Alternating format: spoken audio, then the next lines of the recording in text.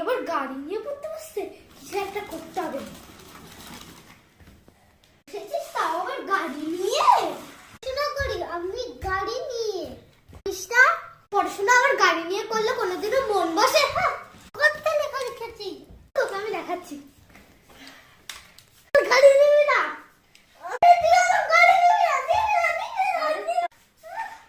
আরে ভেঙে গেছে, তার আগে পালা।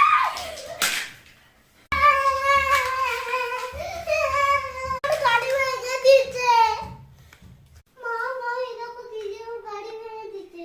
এ বাবা, দিদি তোমার গাড়িটা ভেঙে দিল কেন? দিদি গাড়িটা ভেঙে দিয়েছে কেন?